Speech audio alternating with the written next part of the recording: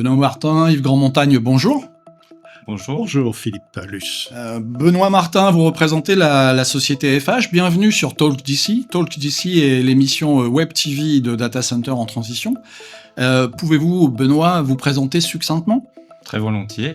Donc, Benoît Martin, je travaille pour FH. Je suis en charge du développement des data centers d'un point de vue commercial. Merci. FH, un nom et une marque prestigieuse, bien connue, mais FH Data Center, il va falloir nous en dire plus. Quelle est votre spécificité, quelle est votre offre, en quoi consiste votre activité au sein de la chaîne de valeur Data Center, Benoît Martin ? Alors, la chaîne de valeur d'FH dans le data center est multiple. On commence tout d'abord par la partie aménagement des parcelles, parce que il faut mettre en place, on va dire, tous les réseaux, l'interface avec les gestionnaires, un concept spatial pour développer le data center. Ensuite, on part sur la partie mise en place de la plateforme proprement dit avec les VRD, toutes les utilités qui sont nécessaires pour le data center. Ensuite, la construction proprement dit du data center, qu'on fait en général clé en main.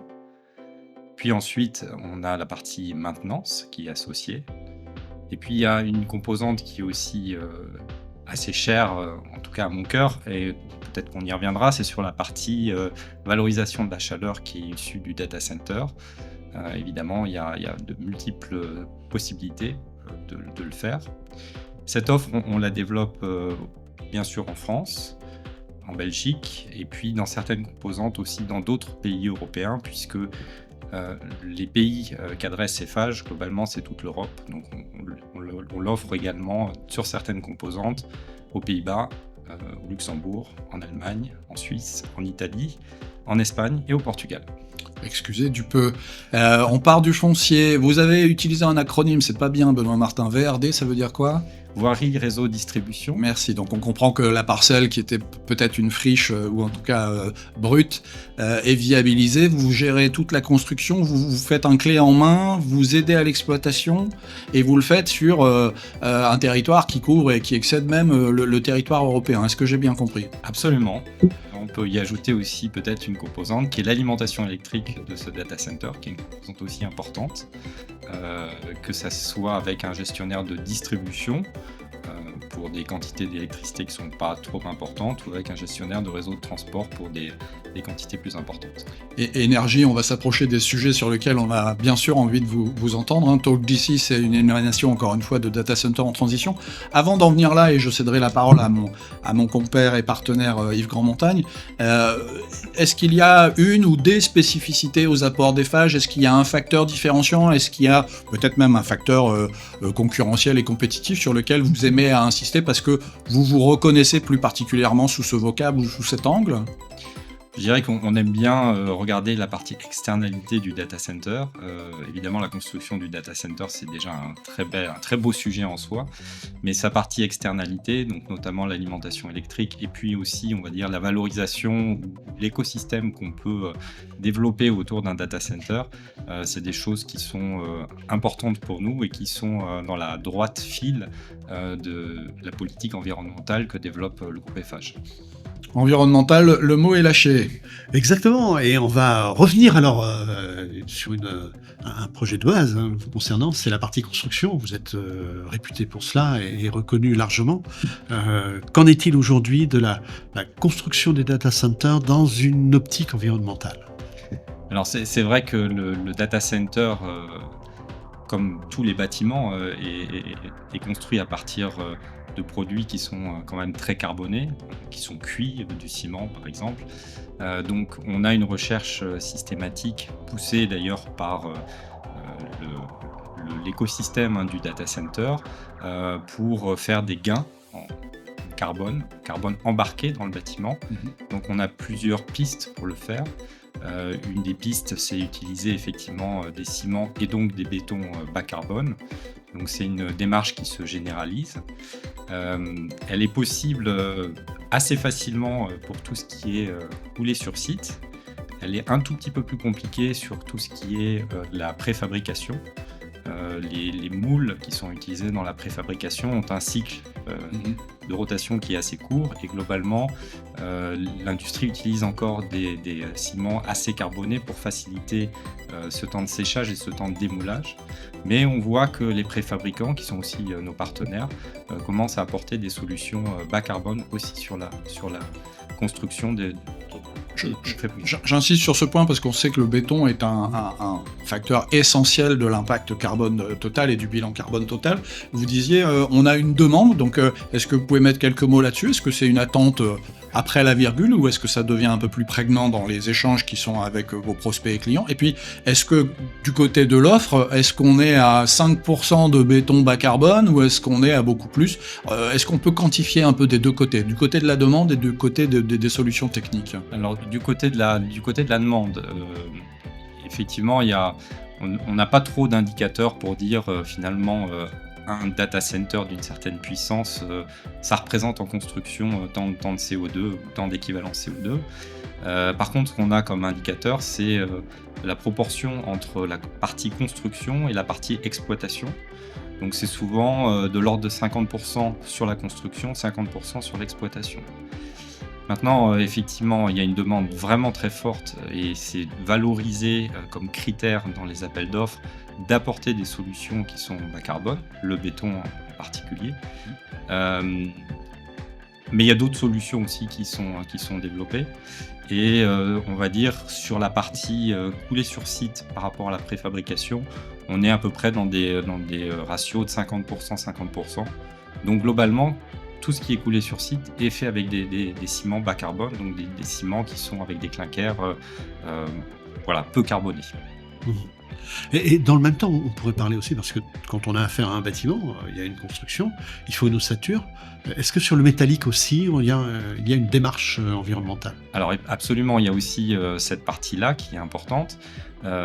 Cette partie-là, on peut l'optimiser en utilisant d'abord des aciers qui sont issus du recyclage.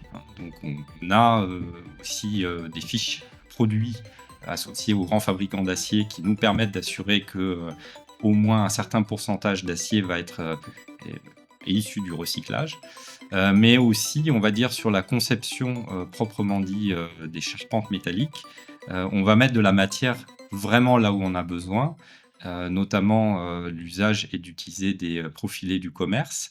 On essaye, dans la mesure du possible, et chaque fois que ça a un intérêt, d'utiliser des profilés qu'on appelle PRS, profilés reconstitués soudés, et qui permettent de mettre la matière juste à l'endroit où on a besoin, et peut-être d'en mettre un peu moins que si on utilisait des profilés du commerce. D'accord, un sur-mesure, un just enough, on met le nécessaire, mais le strict nécessaire pour être économe, et on essaye d'apporter le plus de solutions bas carbone possible. Est-ce qu'il y a des réflexions autour de la logistique transport de tous ces matériaux, d'ores et déjà? Puisque ça doit aussi impacter le bilan carbone. Alors c'est clair, et c'est clair aussi sur on va dire la partie des équipements, proprement dit, où le lieu de fabrication des équipements et évidemment leur lieu de livraison n'est pas indifférent. Donc c'est vrai que sur la préfabrication, on revient sur la partie béton, il ne faut pas que perdre tout le bénéfice peut-être d'une préfabrication bas carbone par du transport, je sais pas, de produits qui viendraient d'Italie par exemple. Donc on essaye effectivement d'avoir un panel de préfabricants à proximité. Alors à proximité, c'est souvent dans une centaine de kilomètres autour du lieu où on construit. Ça, c'est une chose. Donc oui, l'impact du transport n'est pas négligeable non plus sur cette partie CO2. Avant de te recéder la parole, Yves, excuse-moi, puisque vous nous disiez que vous interveniez à une échelle quasi pan-européenne, est-ce qu'il y a des grosses variations sur ces critères-là? Disponibilité de béton bas carbone, just enough dans l'usage des matériaux métalliques, proximité de la fabrication ou de la préfabrication. Est-ce qu'il y a une Europe du Nord, une Europe du Sud? Est-ce que la gestion d'un groupe comme FH permet un petit peu de lisser des disparités régionales ou est-ce qu'il n'y en a pas tout simplement? Alors, je pense qu'il y a deux remarques qui me viennent tout de suite. La première, c'est que effectivement la France, peut-être l'Europe un peu plus, mais la France particulièrement est un pays où on aime bien le béton, contrairement par exemple aux États-Unis où on préfère les structures métalliques. Donc, bon voilà, le poids est pas mis, le poids carbone n'est pas mis exactement au même endroit. la fonctionnalité est la même. Il faut qu'il y ait une coque autour d'un bâtiment, mais le poids n'est pas exactement le même. Ça, c'est la première chose. Et puis la deuxième chose, c'est que en France, effectivement, on a une électricité qui est assez décarbonée, on va y revenir, mais globalement, dans le bilan global de la construction et de l'exploitation en termes de carbone, en France, du fait de l'électricité assez décarbonée, le poids est plus sur la partie construction, donc on essaye quand même de mettre un poids plus important sur cette partie-là, alors que dans d'autres pays, je pense par exemple à l'Allemagne, hein, où le contenu d'électricité est quand même significativement plus important qu'en France, bah, peut-être qu'on a plus intérêt à regarder d'avoir une énergie décarbonée. On va dire c'est la règle des 80-20, hein. On essaye de mettre le poids du corps là où ça fait le plus mal. J'entends. Alors, juste avant de venir sur la partie énergétique, Benoît, vous avez évoqué le marché. Philippe, vous relancez sur la part européenne également pour avoir une dimension. On va parler un petit peu plus tôt maintenant des utilisateurs, de vos clients. On voit émerger les hyperscalers d'un côté. On sait que l'IA va pousser également, semble-t-il, vers des projets sur des territoires plutôt. La proximité, là vous aviez évoqué la distance de 100 km, elle devient importante. Comment vous le percevez aujourd'hui, l'évolution de ce marché et son influence sur votre démarche environnementale ? Alors, on va dire que le marché, on le perçoit d'une façon où on a toujours eu, et c'est un peu l'ADN d'Eiffage, à servir des besoins de salles informatiques à l'époque, hein, maintenant de data center, pour des gens qui associent une certaine valeur à la propriété de leurs données. Je pense par exemple à l'administration de l'État, le militaire, les banques, les assurances. L'éducation aussi d'une certaine façon. Donc ça, c'est toujours un client qu'on sert, et qu'on sert d'ailleurs dans le groupe Eiffage dans bien d'autres domaines que le data center, et qu'on continuera à servir évidemment. Et puis après, effectivement, il y a cette tendance peut-être un peu plus vers des ouvrages plus importants, le mouvement dans le cloud, l'IA. Nous, ce qu'on pressent, et peut-être que nous, on est témoin de ce qu'on construit. Donc aujourd'hui, ce qu'on construit, ce sont les besoins du cloud. Donc effectivement, une proximité, par exemple à la ville de Paris ou à la ville de Marseille, qui est assez importante pour des problèmes de latence, avec des ouvrages qui sont effectivement de plus en plus gros. Mais on pressent que l'IA arrive effectivement avec ce besoin de connectivité qui est un tout petit peu moins sensible. Donc effectivement, une possibilité d'aller dans des zones géographiques plus étendues autour des grandes métropoles, et un besoin de puissance encore plus important. Voilà, effectivement, on est dans un monde qui change. Aujourd'hui, ce qu'on construit à date, c'est vraiment que pour les besoins de cloud, mais on voit que l'IA va pousser très fort, et sans doute avec des décisions d'investissement dans les années, dans les mois à venir, qui conduiront donc à des constructions dans les 2 années à venir, plutôt effectivement peut-être sur des territoires qui aujourd'hui sont pas trop affectés par de la construction de data centers. Avant que Yves, tu interroges Benoît Martin sur l'énergie, est-ce que la bascule à l'intérieur de vos métiers, le centre de gravité historique était sur la construction et le béton, je grossis le trait à dessein, et puis aussi sur la maîtrise de l'énergie, mais dans l'univers du data center, on va vers des choses plus petites et plus denses. Et finalement, le centre de gravité à vos métiers, sous votre contrôle, Benoît, est peut-être en train de se déplacer. La maîtrise de l'énergie va devenir au moins aussi importante que la maîtrise des technologies de construction, puisqu'on va aller vers des infras plus petites, mais à très haute densité en termes d'énergie. Est-ce que vous pressentez cette tendance ou pas du tout ? Alors, on la pressent. Bon, déjà, on va dire dès aujourd'hui, en fait, le poids, le barycentre est moins sur le béton que sur les métiers techniques, donc sur la partie électricité et CVC, en termes de cooling, hein, plutôt dans le métier du data center.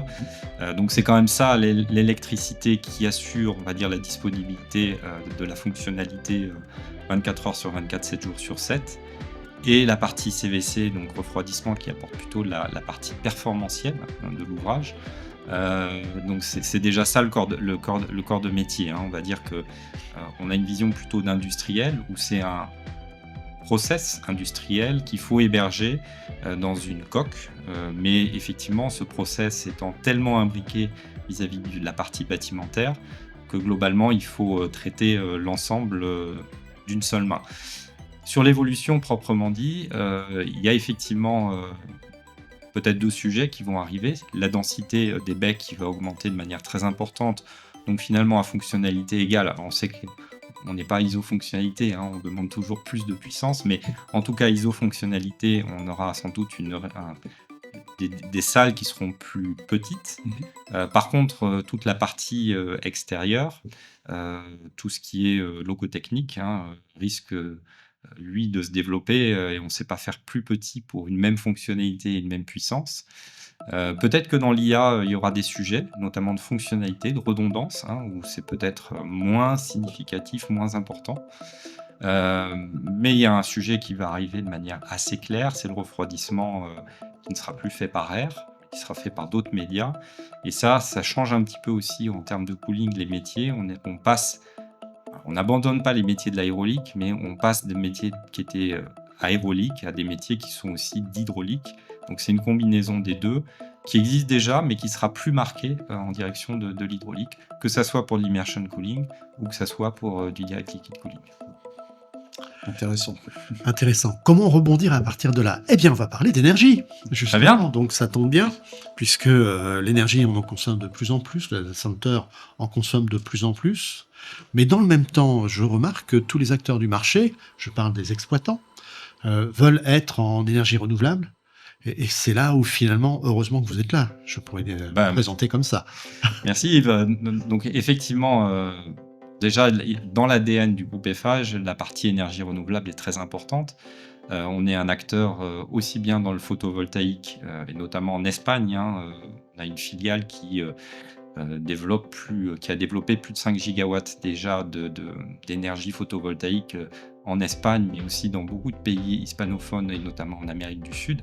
Donc Eiffage est un gros acteur dans le photovoltaïque, dans l'éolien. On a aussi, par notre branche concession, quelques barrages hydroélectriques de petite taille qui sont vraiment plus anecdotiques par rapport à l'autre partie du mix. Mais globalement, il y a un mouvement aussi sur le photovoltaïque en direction du développement de projets. Et on a donc intégré au sein du groupe Eiffage et dans sa branche concession une entreprise qui s'appelle Soner récemment et qui propose notamment une offre de traçabilité de l'électricité dont on va pouvoir regarder ensemble peut-être quelques illustrations. Donc cette illustration, je vais venir un petit peu à la genèse. Donc effectivement, les data centers aujourd'hui sont alimentés par de l'électricité avec souvent des certificats d'origine qui sont dissociés globalement de la production physique. Donc on acquiert des certificats d'origine d'un côté et des électrons de l'autre. C'est de plus en plus décrié pour de multiples raisons. Et donc il y a un sujet qui arrive également, qui sont les PPA, les Power Purchase Agreements, donc les contrats de long terme d'achat d'électricité d'origine renouvelable, qui sont en quelque sorte des sommes qui sont investies par les opérateurs de data center dans le cadre, on va dire, d'un achat d'électricité et dédié au développement d'un projet spécifique qui est développé par un opérateur énergéticien. Donc c'est bien, mais souvent on perd un petit peu, on va dire, une connexion physique entre cette centrale qui n'est en général pas situé directement sur le data center, qui délivre son énergie au data center via un réseau de distribution ou un réseau de transport d'électricité. Donc un des sujets, et c'est l'offre que propose Voltaire, donc une des filiales de cette société qui a été acquise par Eiffage, c'est d'offrir une offre de traçabilité d'électricité, d'origine de l'électricité. Et cette offre, elle s'appuie évidemment sur les certificats d'origine, mais elle est un petit peu plus puissante puisqu'elle permet, et c'est ce qu'on voit ici, donc sur une période donnée, ici c'est quelques jours, on voit, on va dire, à tout instant, d'abord la puissance qui a été consommée à partir du point de livraison par exemple un data center. Alors, il ne s'agit pas ici d'un data center, mais ça pourrait très bien être un data Oui, center. la courbe de consommation n'est pas celle typique d'un data center, mais on comprend Voilà. que c'est un compteur quelconque. C'est un point de Un comptage. point d'arrivée. Point Ok. d'arrivée. Et donc, on voit que, on va dire, au pas de 30 minutes, en l'occurrence, on est capable d'indiquer l'électricité, d'où elle vient, hein, donc le jaune du solaire, du soleil, le ciel de l'éolien, de l'hydraulique, et puis eh bien évidemment quand il n'y a pas d'électricité qui est disponible la nuit notamment, hein, avec le PV, ou pas de vent avec l'éolien, ou pas de réservoir avec l'hydraulique, eh bien on fait appel au marché, et donc c'est ce qui est en partie grisé. Et donc on voit que à tout instant, un petit peu comme l'application que peut développer RTE, de voir l'origine, mais cette fois-ci point de comptage par point de comptage, donc client par client, il peut avoir cette vue par l'application qui est développée par Voltaire. Donc on voit globalement que sur la période donnée, le pourcentage s'affiche, hein, des différentes énergies. Voilà, ça c'est une vue qui est rendue possible, avec donc aussi un aspect de camembert qui permet de voir cette répartition. Et puis on a une deuxième illustration qu'on vous propose. Donc cette illustration qui est peut-être un petit peu plus compliquée et qui n'est peut-être pas exactement 100% couvrante celle qu'on a vue précédemment, c'est une autre façon de représenter pour un utilisateur multisite qui a ici un usage en Bretagne et un usage à Lyon, hein, donc 2 points de comptage séparés, de voir finalement quelle est l'origine de l'électricité. Donc origine aussi bien, on va dire, par type d'énergie, on retrouve les mêmes colorisations, mais aussi, on va dire, par centrale, et donc par proximité géographique par rapport à la ville où est consommée cette électricité. Donc voilà, il y a un certain nombre de... On voit que dans l'éolien, il y a un certain nombre de développeurs éoliens qui sont abonnés à ce système et qui ont mis à disposition de l'électricité, et on voit effectivement l'endroit exact où est positionner ces centrales éoliennes. Je trouve ça extrêmement intéressant parce que je reformule, mais vous me corrigez, Benoît Martin, si je dis des bêtises, mais on n'est non plus en train d'acheter de l'hydraulique à Bordeaux pour soi-disant compenser une consommation à Mulhouse. On est à l'inverse bien au point de comptage, au point d'arrivée de l'énergie sur un site, et en temps réel, avec des packs qu'on peut, j'imagine, séquencer, on compare l'origine, l'énergie primaire utilisée, la répartition, l'accès ou pas, ou la compensation au réseau, enfin la part du réseau, parce qu'il en reste dans du renouvelable. Si on n'a pas de stockage batterie et qu'on n'a pas de dispositif tampon, il faut de temps en temps. Mais on le fait, j'allais dire, à l'électron près et à la minute près par rapport à un compteur d'arrivée d'énergie. Il s'agit bien de cela. C'est bien ça. Alors, c'est pas à la minute près, c'est 30 minutes le Ou 30 minutes près. Mais, et je rebondis, Philippe Luciane, sur ce que vous disiez, sur la partie stockage. Donc, c'est aussi un des points qu'on essaye de développer assez fortement. Ça s'appelle le BESS, hein, donc c'est les systèmes de stockage batterie, voilà, qui apporte également, enfin c'est du stockage, on va dire, à grande échelle, de grande puissance, et c'est sur des durées qui sont habituellement d'une heure, hein, c'est la demande un peu calibrée du marché. Nous, ce qu'on a comme idée, hein, c'est de voir si cet équipement de BESS, on peut l'intégrer aussi dans un data center avec des vues un peu particulières. Donc, avec les vues habituelles de ce marché du BESS, c'est-à-dire des vues de service réseau, donc de support quelque part du réseau de transport d'électricité, notamment sur des composantes de réglage de fréquence, réglages primaires, ou des réglages secondaires, hein, des réglages qui durent pendant quelques minutes, hein, qui permettent d'apporter une quantité d'énergie, on va dire, au réseau. Donc ça, c'est un volet, peut-être une façon, une portion finalement de la batterie qui est isolée à ces fins-là, qui peut être contractualisée par un opérateur privé dans un cadre de contractualisation européen qui existe avec les gestionnaires de réseaux de transport. Et puis une deuxième partie qui peut être plus liée, on va dire, à l'activité de data center.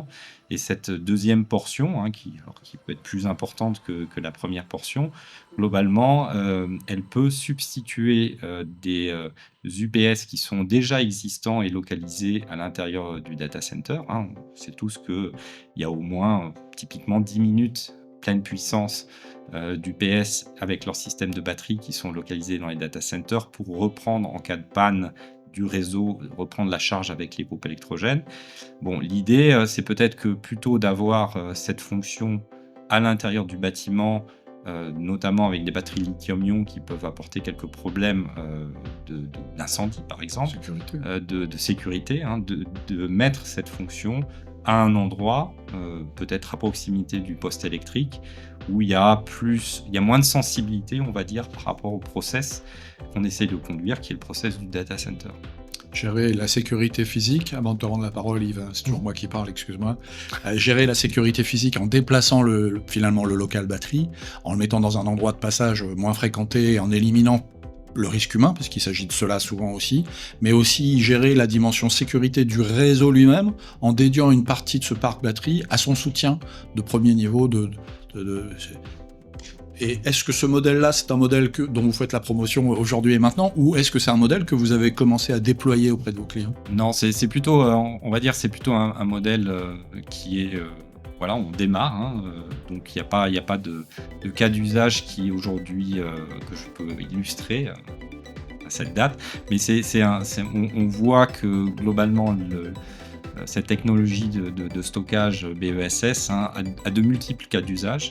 Donc effectivement, on vient de décrire un cas d'usage pour le data center, mais il y en a plein d'autres qui arrivent, soit uniquement pour des questions de soutien réseau, comme celle qu'on avait évoquée, soit aussi, notamment dans le photovoltaïque, pour certains cas d'usage qui sont un peu particuliers et qui permettent d'étendre éventuellement dans le temps la période de livraison d'énergie. Donc sur le data center, aujourd'hui, pas d'application, mais effectivement, ça fait partie du panel, du portefeuille d'activités d'Eiffage, donc évidemment, on le pousse également au service des data centers. Je voudrais juste revenir sur la réflexion que Philippe a faite et à laquelle vous avez répondu, Benoît.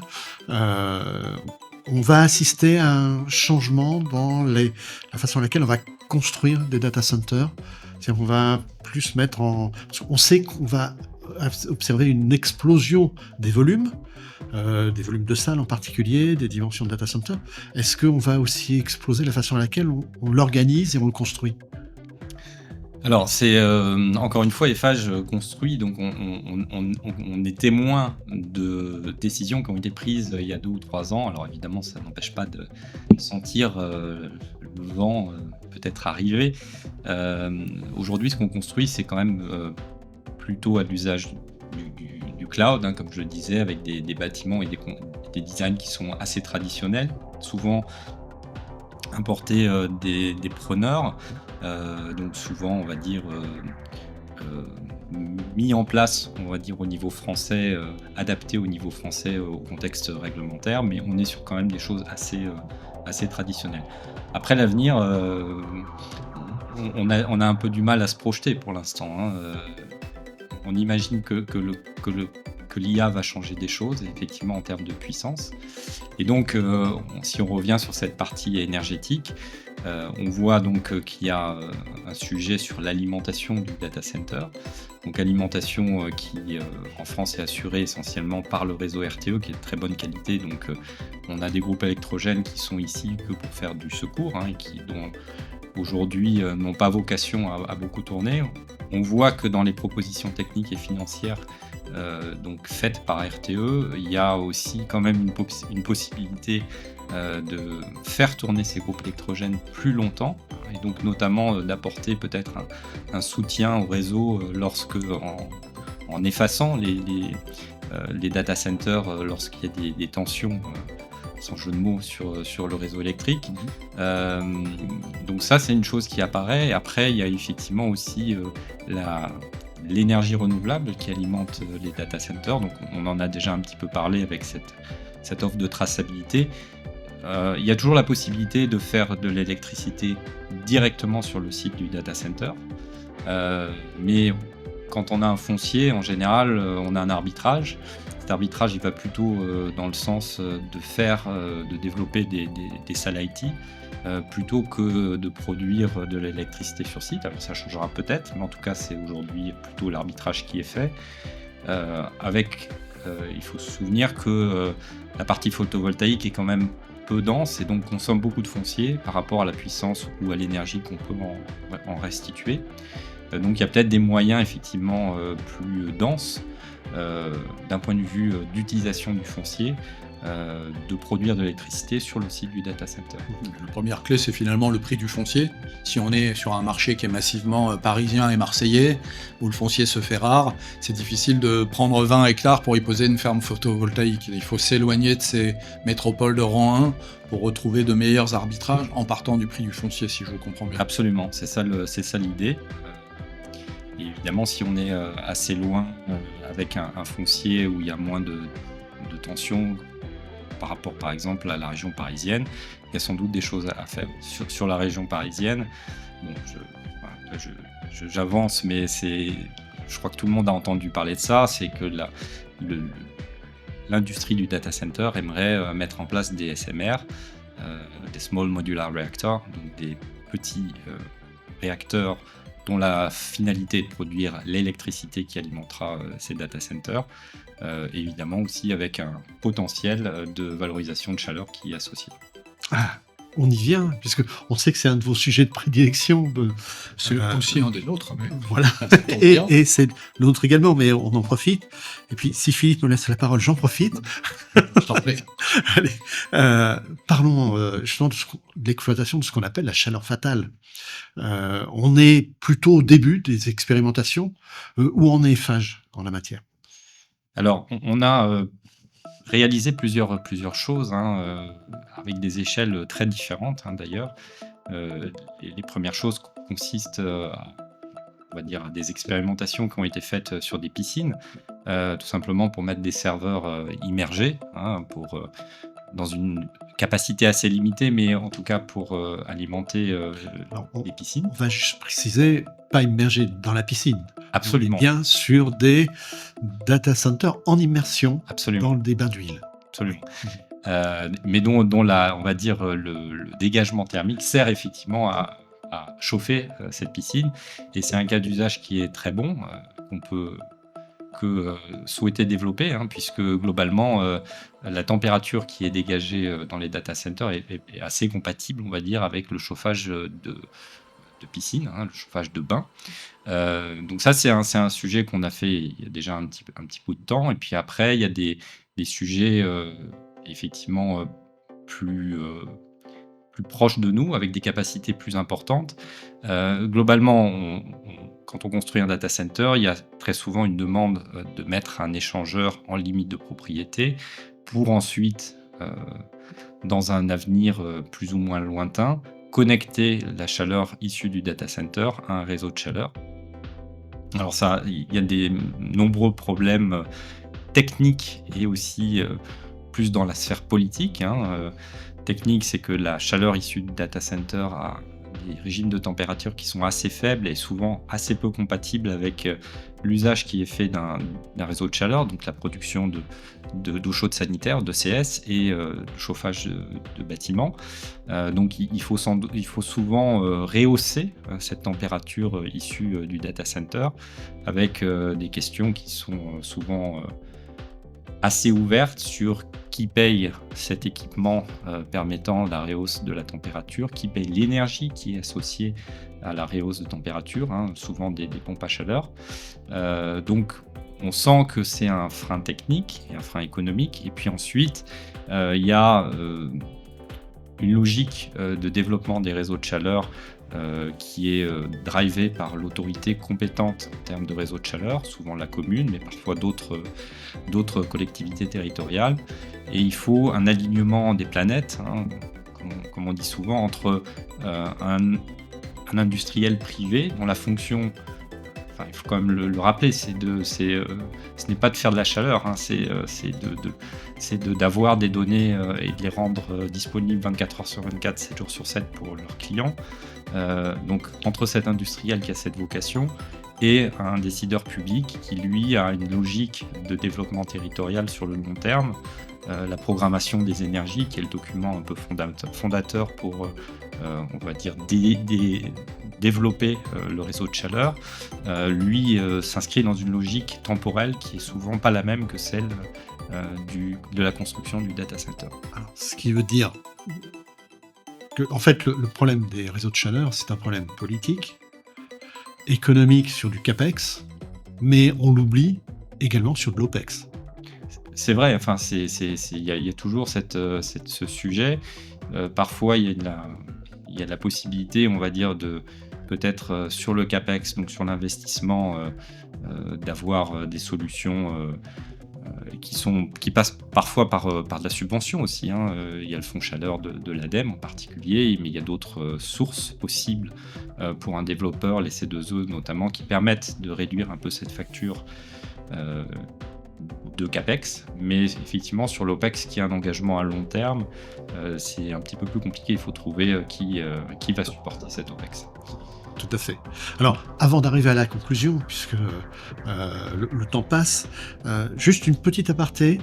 On va évoquer rapidement les data centers existants. Également, dans une démarche environnementale, il faut faire évoluer, il faut les rénover. On parle beaucoup de rétrofit également. Enfin, peut-être pas assez, parce que ça va être une démarche qui va prendre une place de plus en plus importante, j'imagine. Alors oui, ça c'est quelque chose qu'on voit venir de manière assez vive, puisque le cycle du matériel IT est très court, 3 ans ou 4 ans, en général on change le matériel, il a des capacités bien supérieures à du matériel d'il y a 3 ans. Donc ça a aussi un impact, on va dire, sur la partie, hors de la partie IT, sur la partie patrimoine, sur la partie immobilière, et donc aussi sur toutes les utilités qui sont associées, aussi bien en termes d'électricité qu'en termes de rafraîchissement, de refroidissement, de cooling. Donc c'est vrai que ce cycle d'évolution du matériel IT est tellement rapide qu'il n'est pas toujours tout à fait compatible avec le cycle de la construction, où finalement un opérateur data center aimerait avoir, au moment où il reçoit les clés, une installation qui soit up-to-date par rapport, on va dire, aux besoins informatiques qu'il va héberger. Donc ça, c'est un peu compliqué, effectivement, parce que les décisions d'investissement sont prises très en amont, les cahiers des charges sont réalisés très en amont, et donc on a, en tout cas chez Eiffage, une volonté d'accompagner dans le cycle de construction du projet aussi toutes les modifications qui peuvent être apportées au design pour que, effectivement, à la remise des clés, l'actif immobilier qui est rendu soit vraiment up-to-date. Donc ça, c'est une première chose. Et sur la rénovation, effectivement, il y a beaucoup d'opérations de rénovation qui vont apparaître, toujours associées à ce cycle de rénovation, à ce cycle de l'IT qui est très court. Et on voit apparaître, il y a un arbitrage à prendre, c'est soit je rénove, soit je construis ailleurs. Alors il y a un facteur risque aussi, déménager ou maintenir un data center en fonctionnement alors que finalement on fait des opérations sur la partie électrique, sur la partie cooling autour. C'est pas toujours très simple et il y a un risque qui est induit pour l'opérateur. Alors évidemment, le métier d'Eiffage, c'est de quantifier ce risque et de trouver les mesures pour limiter ce risque au maximum. Mais parfois, l'arbitrage, c'est de construire neuf, et ça dépend notamment de l'endroit où se situe on va dire le data center qui doit être rétrofité. Alors, parfois, il y a des localisations qui sont et des applicatifs ou des clients qui sont au sein de ce data center qu'on ne peut pas envoyer ailleurs, tout simplement. Donc, effectivement, là, les opérations de rétrofit sont assez importantes. Et les opérations de rétrofit qui se font généralement pour notre part en ce qu'on appelle design and build, donc c'est de la conception-réalisation, puisque effectivement, autant sur des ouvrages neufs, on est plutôt chargé de la construction et la partie conception est faite ailleurs. Autant sur une rénovation, on est vraiment toujours impliqué sur le résultat qu'on livre et donc on est en conception-réalisation. Merci Benoît. Je crois qu'on arrive sur la conclusion, Philippe. Oui, Benoît, effectivement, on a balayé un spectre large, et avant de vous demander en quelques mots les axes d'amélioration futurs, nous, notre sujet, c'est l'allègement du bilan carbone et des impacts environnementaux. Côté construction, on a parlé matériaux, béton bas carbone, usage raisonné et raisonnable des matériaux métalliques, logistique, transport, selon la localisation géographique, des équilibrages à faire en fonction de la nature carbonée ou décarbonée donné des énergies présentes dans un bassin géographique donné. Sur l'énergie elle-même, on a parlé réseau de chaleur, on a parlé production, parce que c'est à l'intérieur de votre groupe, production d'énergie renouvelable, transport, acheminement, mais capacité à se sortir d'un modèle qu'on sait être un peu biaisé intellectuellement, qui sont ces fameux PPA, où l'électron acheté n'est pas celui qui est consommé. Et ça, là, on remet du réalisme et du concret entre l'électron consommé par le data center et sa production et son acheminement. Donc il y a de vrais axes d'amélioration. J'ai envie de vous dire en conclusion et en quelques mots, sur quoi vous travaillez pour améliorer. Il y a déjà de vrais apports, on vient de les voir. Quels sont les axes d'amélioration? Quels sont les progrès que vous anticipez ou que vous souhaitez? Sur quoi vous vous concentrez pour les mois et peut-être les 2-3 ans à venir? Alors, il y a deux sujets. Je pense qu'il y a un premier sujet, effectivement, sur la complétude de l'offre. On voit que le data center, et avec notamment ces sujets qu'on a abordés aujourd'hui, touche un nombre de sujets extraordinaires. Donc nous, il faut effectivement qu'on arrive à concaténer ensemble tous ces petites briques qu'on a, pour en faire un édifice qui est homogène. Donc il y a un aspect marketing on va dire d'offre qui est associé. Puis le deuxième sujet, c'est un sujet aussi de taille du marché. Alors, Eiffage vient effectivement d'assez loin dans le temps, alors je ne ferai pas les références à la Tour Eiffel, mais on a un certain nombre d'ouvrages emblématiques, en tout cas sur la partie data center. Les salles informatiques qu'on a construites il y a une dizaine d'années nous ont permis de devenir ce qu'on est aujourd'hui. Donc il y a une progression qu'on a réalisée dans le passé, qui était à chaque fois en franchissant des jalons, des étapes, on va dire, ou des marches. On s'aperçoit que les marches aujourd'hui sont de plus en plus grandes, les projets sont de taille de plus en plus pharaonique. Donc il y a un sujet sur lequel notre direction générale est quand même très associée et très impliquée, c'est de franchir les bonnes marches au bon moment et de ne pas multiplier, on va dire, le risque au niveau de tous les projets multiples, nombreux, incroyables, qui aujourd'hui arrivent dans le monde du data center. Gestion quelque part de votre risque industriel à travers celui de vos clients, mais vous avez l'habitude des activités critiques. Benoît Martin, Eiffage, merci infiniment de vos apports et de cette participation. Yves Grandmontagne et moi vous remercions de votre venue sur TalkDC, et puis au plaisir de reparler avec vous dans quelques mois, quelques années, qui sais-je, à votre rythme et au rythme de vos progrès, des allègements du bilan carbone. Benoît Martin, merci à vous. Merci Philippe, merci Yves. Merci Benoît.